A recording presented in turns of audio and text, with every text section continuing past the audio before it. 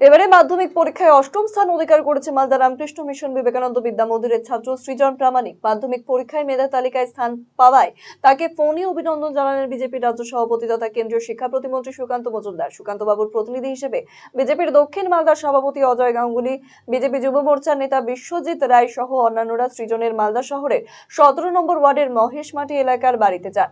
পুষ্পস্তবক উপহার দিয়ে সৃজন প্রামাণিকের শুভেচ্ছা অভিনন্দন জানান। এরপর তাদের উপস্থিতিতে সুকান্ত বাবু সৃজনকে ভিডিও কল করে শুভেচ্ছা জানিয়েছেন। আগামীতে তার পাশে থাকারও বার্তা দিয়েছেন তিনি।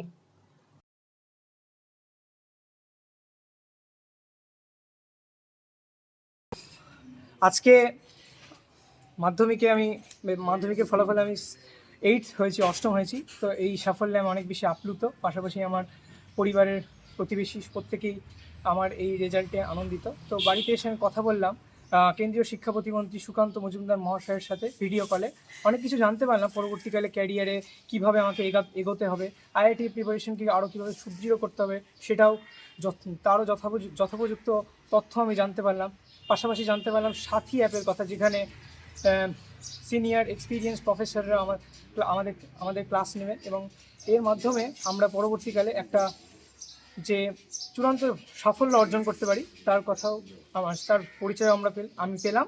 তো এই তথ্য দেওয়ার জন্য আমি তার কাছে বিশেষভাবে উপকৃত, যে আমাকে আশা করি পরবর্তীকালে নিজের কেরিয়ারের আরও এগিয়ে যেতে